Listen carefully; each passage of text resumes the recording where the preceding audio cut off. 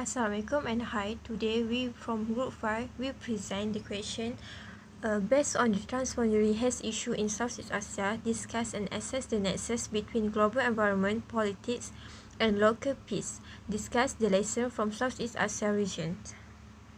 This is our group member Nur Adia, Nur Afifah, Nur Zahida and Nur Izzah Hazimah. Next is our topic outline. The first one, introduction. Second, Haze issue and challenge. Third, the impact of Haze issue.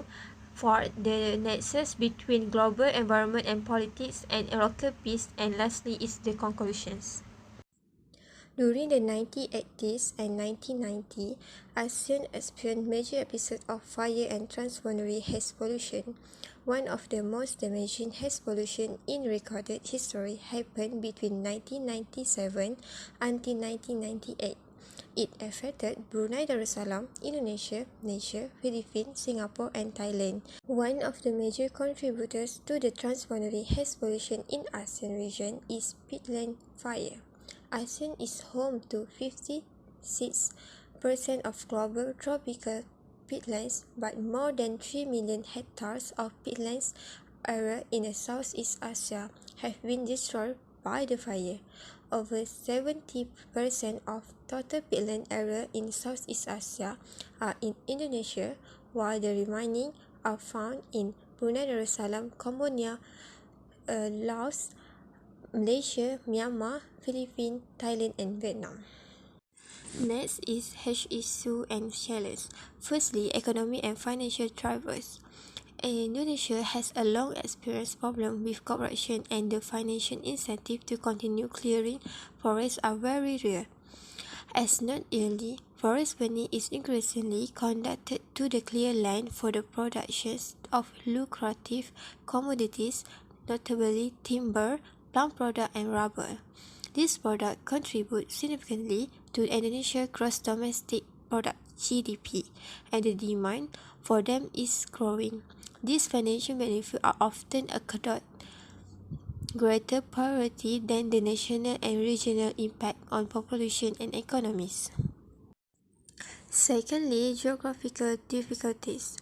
Even if the desire to develop strict deforestation policies existed, Indonesia's geography will constrain its capacity for effective policy implementations and enforcement. The sheer size of forested area, the sprawling archipelagic nature of the country, and the difficulty in monitoring forestry activity from the ground are barriers that will not dissipate. Lastly, legal shortcomings. Insufficient legal frameworks are also impact Indonesia's capacity for effective action to minimize forest fire. Creative policy will have little impact if appropriate legal action cannot be taken or enforced. The impact of haze. Firstly, the impact of haze on humans. It is generally aware of the dangers of haze to health, especially to those who already have chronic heart or lung disease such as asthma, chronic obstructive pulmonary disease, or heart failure. In addition, fine haze particles can also give rise to acute symptoms such as coughing, wheezing, shortness of breath, and fatigue. These are some of the short-term effects that most people often experience. Particle size is often associated with its potential to cause health problems, where a size of fewer than 10 micrometers in diameter may pose a critical problem as it is able to enter deep into the lungs or blood drainage. Second, the impact of haze on animals.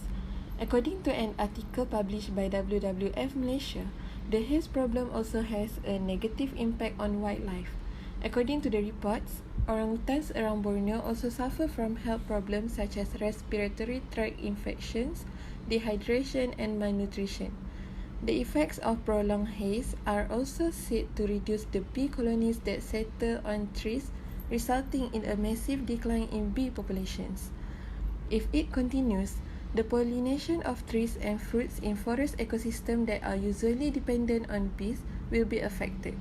In fact, similar situations can also have a similar effect on animals that serve as pollination agents, such as birds, bats, beetles, and butterflies.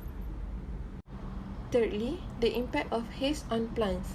Like humans and animals, plants are also alive that will be affected by severe and prolonged haze problems. Plants produce food through a process called photosynthesis.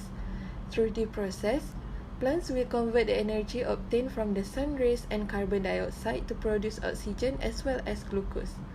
The severe haze will reduce the sun rays and this will disrupt the photosynthesis process.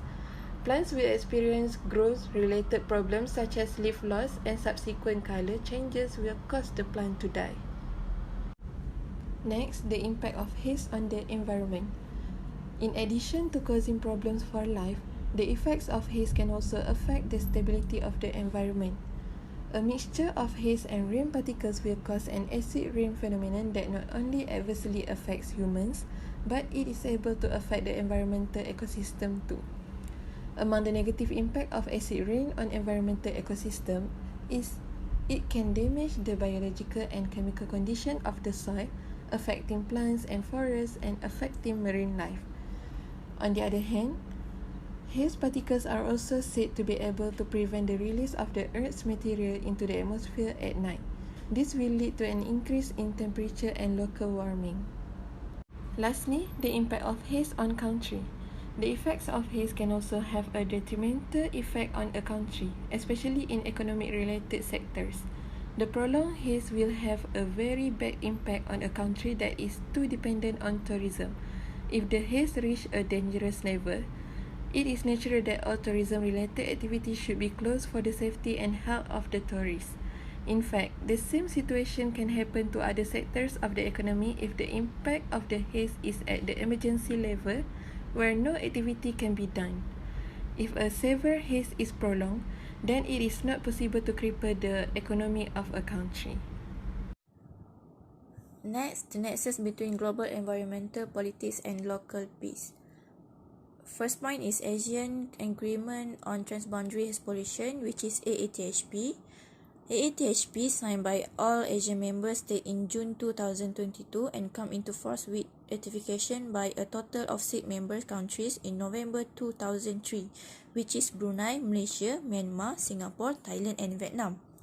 Transboundary cooperation is important when natural resource and environmental space are shared. It helps promote better understanding and exchange of knowledge and concern between neighboring countries and leads to collective response to shared problems such as transboundary haze pollution, allowing new opportunities and ways of overcoming these common threats. Second point is the transboundary haze pollution issues has been under the oversight of the Asian Environment Ministers who meet annually and provide overall policy direction. They are supported by Asian senior officials who also meet regularly to review development and guide implementation of target programs and projects addressing the problems. 2 sub-regional ministerial level steering committees have been established to create more focused impetus to the required work. One for the southern area covering Brunei, Indonesia, Malaysia, Singapore, Thailand and another area. Both these forums meet periodically at ministerial as well as senior official levels to coordinate the needed cooperation in their respective geographic subregions. Third point is ASEAN has developed a region-wide fire danger rating system as a tool to help guide and monitor the ground and atmospheric conditions which could become fire-prone. The Asian Specialist Meteorological Center based in Singapore supports the tracking of hotspot and haze movement as well as providing periodic forecasts of weather conditions across the region. In this regard, an alert levels, triggered points and action on fire suppression system has been adapted to complement and enhance the existing standard operating procedures for monitoring, assessment and joint emergency response under the AATHP. The next nexus is the ASEAN Agreement on Transboundary Haze Pollution, which is THPA, is both the centerpiece of ASEAN efforts to combat haze and at the core of the haze regime. It is the first regional agreement in the world that legally requires neighboring states to take local transboundary haze resulting from forest and peat fires. And the last one, the nexus, the ASEAN Peatland Management Initiative, which is APNI, was endorsed. The initiative was established in collaboration with the Global Environment Center, an NGO focusing on peatland conservation in the region. Its goals are to promote sustainable management of peatlands through collective efforts and enhance cooperation among ASEAN member countries toward achieving local community support and sustaining traditional livelihood options, which is to promote regional benefits through reduced risk of fire and associated haze, and to contribute globally in minimizing impacts of climate change as a result of carbon release from peatlands. How the nexus between global environmental politics related with local pitch. The relation of the politics and local pitch based on achievement of ASEAN initiative involve improvement of both fire management and forest and peatland resources management in national level. Participation of the relevant stakeholder, in particular local communities on fire management, is enhanced while mechanism on forest and particularly peatland resources management are improved.